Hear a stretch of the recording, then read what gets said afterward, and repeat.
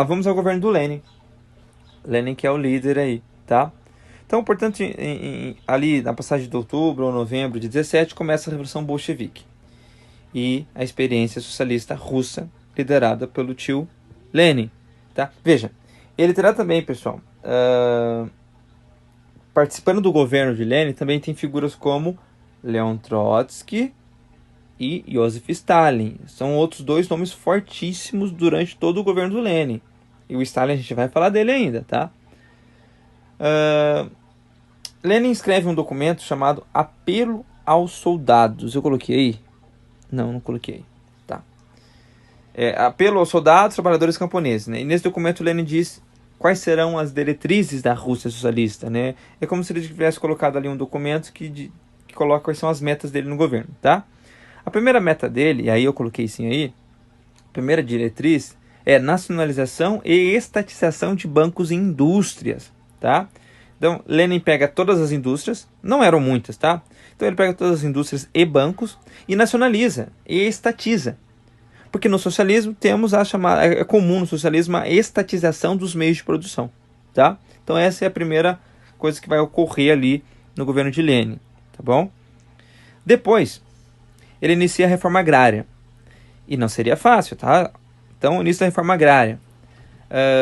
Passará por muitos conflitos. Gente, essa reforma vai passar por muitos conflitos. Até porque uma boa parte dos camponeses não entendia o que era uma reforma agrária socialista. Uma coisa é uma reforma agrária, outra coisa é uma reforma agrária socialista. Porque numa reforma agrária socialista, a terra ela não vai para o camponês diretamente, ela vai para o Estado. E a maioria da população camponesa queria a terra para si. Então muitos conflitos ocorrem, muitos morrem nesses conflitos, tá bom? Qual é o próximo? Veja, ele já está meio que prometendo, ele meio que está seguindo naquela linha lá da promessa do seu lema ali nas teses de abril do paz, pão e terra. Ele tá seguindo aquele caminho ali, tá, pessoal? E está faltando aquilo que praticamente derrubou os mencheviques, né? A saída da Rússia na guerra. Então, no dia 3/3 de 1918, veja, embora já esteja em 17 anunciado, né, o fim da guerra, é apenas em 18 que nós temos, no começo de 18, a saída total ali da Rússia na guerra, tá? Num tratado chamado Brest-Litovsk, né? Lenin assina esse tratado, né, que cede uma boa parte do território da fronteira da Rússia com a Alemanha, né? Lenin consegue sair da guerra, consegue paz. E em 1918 faz a primeira Constituição Socialista da Rússia, tá? A grande diferença, pessoal, entre uma Constituição Socialista da capitalista é que a Constituição capitalista defende a propriedade privada e os meios de produção. E na socialista, os meios de produção pertencem ao Estado, tá? Tem que lembrar disso aí.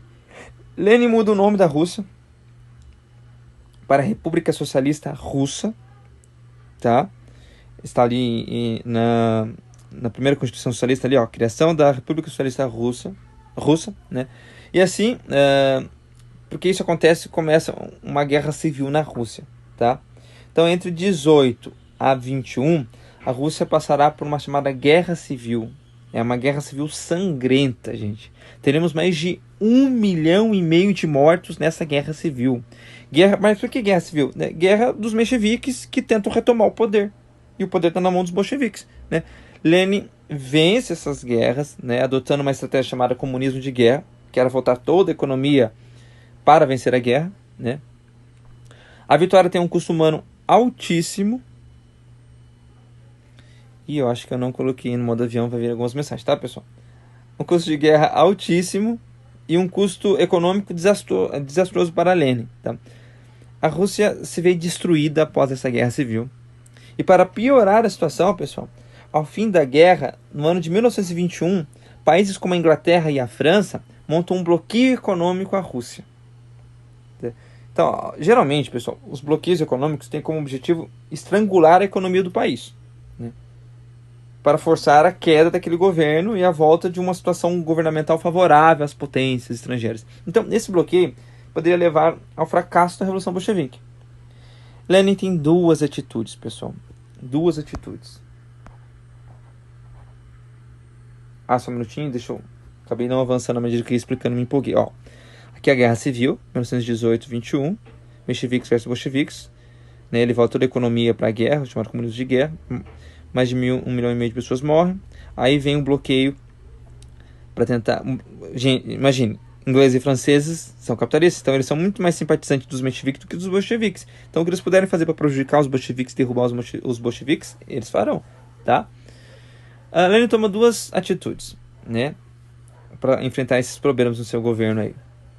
A primeira, pessoal, é entre 21 e 28, né? Lenin adota um novo plano econômico chamado NEP, tá? Nova Política Econômica, que ficou consagrada com o slogan um passo para trás para dar 2 passos para frente. Tem que entender isso aí, viu? Tá lá, ó, em negrito aqui embaixo, ó, dar um passo para trás para dar 2 passos para frente. Olha o que ele vai fazer.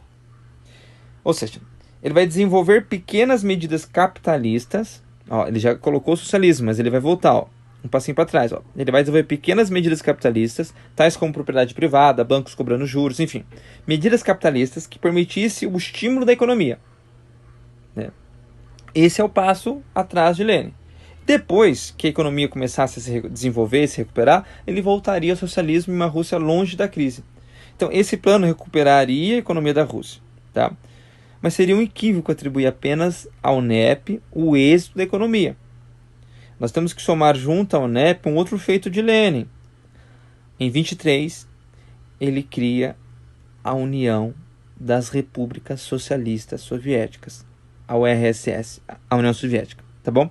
Antes de ir para o URSS, então, para quem não lembrou aqui, ó, quando Lenin assume o governo, ele já vai transformar a Rússia em socialista.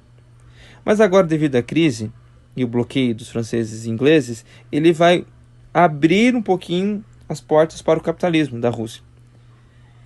E isso é como se tivesse recuado. Se ele colocou o socialismo, porque ele está recuando. Então ele está dando um passo para trás. Depois que vai desenvolvendo a economia, aí recuperou a economia, aí ele fecha novamente e volta para o socialismo. Só que aí é um passo para frente, voltou para o socialismo. Só que ele voltou para o socialismo recuperado. Então são 2 passos para frente. Ok? Pessoal, vamos para a União Soviética.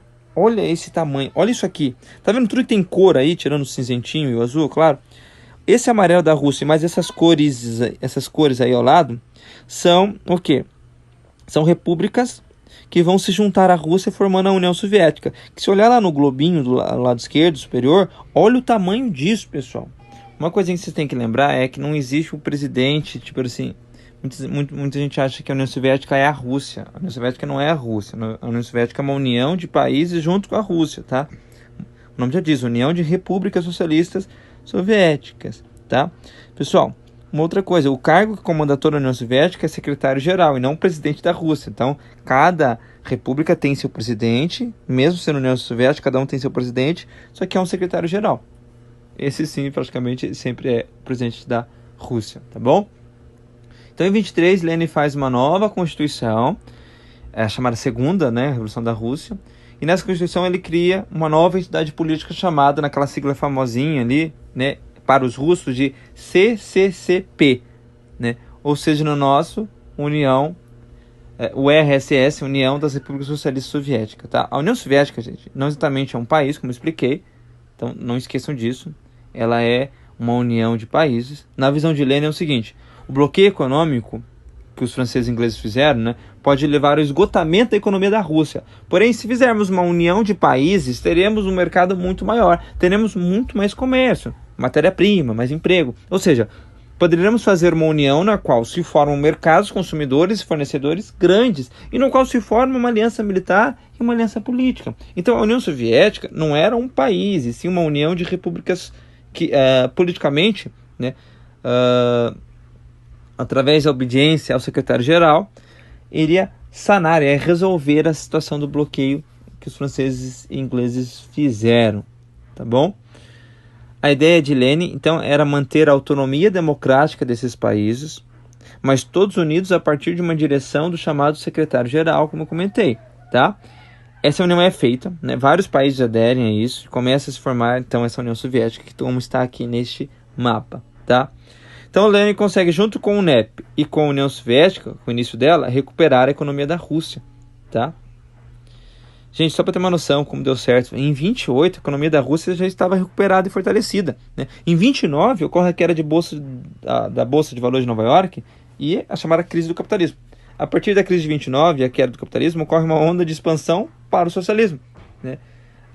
Porque, vejam, é como se eles estivessem falando, tá vendo como o capitalismo dá errado? Veja como o capitalismo quebra. A gente está aqui ainda, ó. Nós aqui da União Soviética estamos em pé ainda, tá? E aí é incrível que esse processo que a gente vai ver lá na frente, da queda da Bolsa de Valores de Nova York, a crise do capitalismo, né? Essa onda de expansão para as ideias socialistas pela Europa, né? Vai ocorrer aí um surgimento dos chamados regimes totalitários, de Hitler, Mussolini, Franco, Salazar, né? Até mesmo aqui do nosso Getúlio Vargas, né?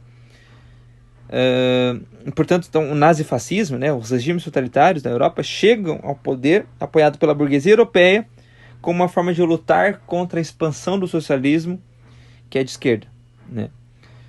Pessoal, é incrível. Lenin consegue então resolver essas questões, se torna o grande líder, mas a vida é uma caixinha de surpresa.